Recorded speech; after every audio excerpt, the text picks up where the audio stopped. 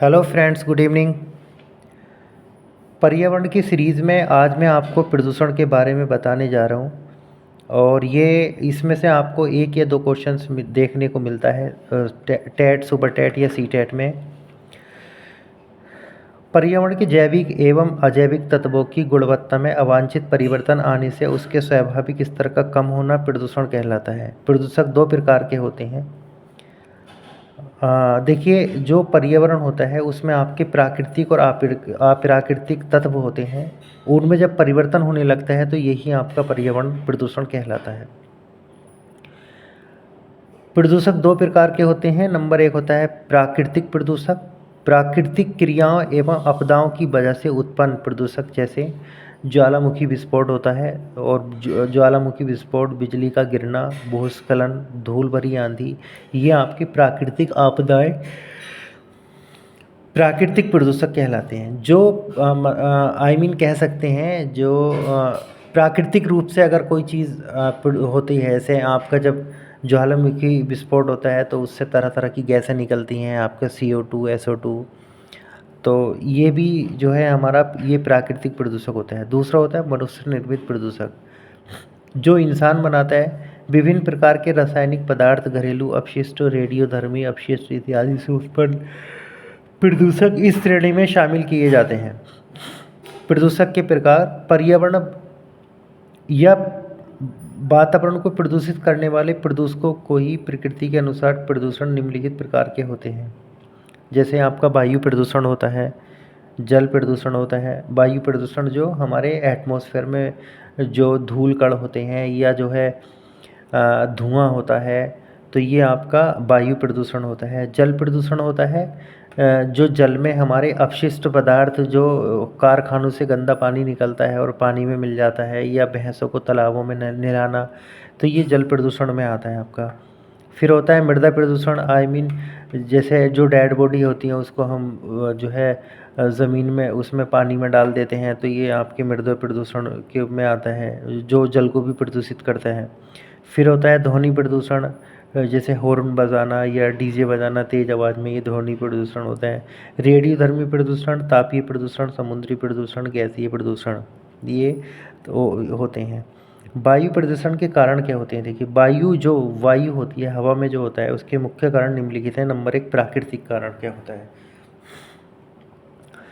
प्राकृतिक कारण में आपका ज्वालामुखी का विस्फोट, इसमें से विभिन्न गैसें मुक्त होती हैं, जैसे CO, carbon dioxide, sulphur dioxide, SO2, CO, carbon monoxide, CO2 और CFC इत्यादि, ये आपके ज्वालामुखी विस्फोट से निकलती हैं। वनों की आग, ये आपका प्राकृतिक कारण है। वायुमंडल में उपस्थित धूल,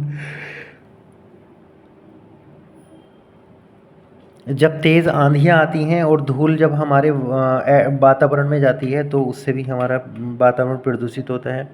कार्बनिक एवं अकार्बनिक पदार्थों का प्राकृतिक रूप से अपचय, फूलों के परागण परागण और विभिन्न धूमकेतु। फिर सेकंड होता है आपका मानवीय कारण क्या होता है? देखिए, हम मनुष्य द्वारा वृक्षों की कटाई करने से, जीवाश्म ईंधनों के जलाने से, वाहनों का उपयोग करने से एवं विभिन्न प्रकार की इकाइयों की स्थापना इत्यादि ऐसे कई कारण हैं जिससे वायुमंडल का संतुलन बिगड़ जाता है और इससे वातावरण प्रदूषित हो जाता है। आज हम वायु प्रदूषण की वजह से विभिन्न बीमारियों से ग्रसित हो रहे हैं। देखिए, जब नंबर एक, औद्योगिकरण। जब बढ़ती जनसंख्या के कारण औद्योगिक विकास में तीव्रता आई है। जब जनसंख्या बढ़ेगी तो उद्योग भी बढ़ेंगे, जिससे हम मनुष्य ने विभिन्न आवश्यकताओं की पूर्ति के लिए विभिन्न प्रकार के उद्योग, जैसे रासायनिक पेपर उद्योग, रबर उद्योग, या पेट्रोल का निकालना, कोयला शोधन आदि की स्थापना की। हमने जब जनसंख्या बढ़ी तो औद्योगिक बढ़े, जिससे विभिन्न प्रकार की गैसें, carbon dioxide, CO2, sulphur dioxide, NO2 एवं हाइड्रोकार्बन चिमनियों के माध्यम से वायुमंडल में युक्त होकर वायु को प्रदूषित करती है। ऑटोमोबाइल उद्योग द्वारा वायु प्रदूषण में सबसे ज़्यादा इजाफा वाहनों द्वारा होता है। वायु प्रदूषण में सबसे वाहनों द्वारा होता है।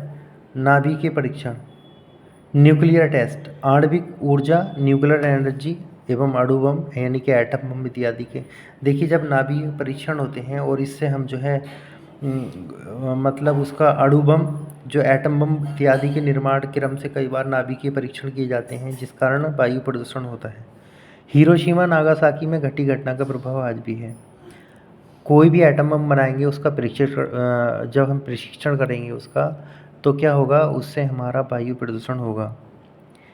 एरोसोल्स, सुपरसोनिक जेट विमान ये आवाज़ें करते हैं, इससे भी हमारा वायु प्रदूषण होता है। जीवाश्म ईंधन, विभिन्न प्रकार के जीवाश्म ईंधन जैसे कोयला, पेट्रोलियम, प्राकृतिक गैस एवं लकड़ी पारस्परिक ऊर्जा के मुख्य स्रोत हैं। खाना पकाने, उद्योग एवं वाहनों में किया जाता है।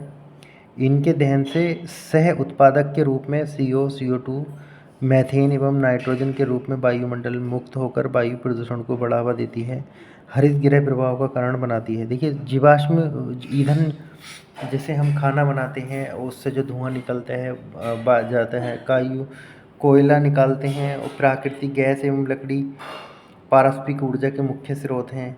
खाना पकाने या प्राकृतिक गैस का यूज़ करते।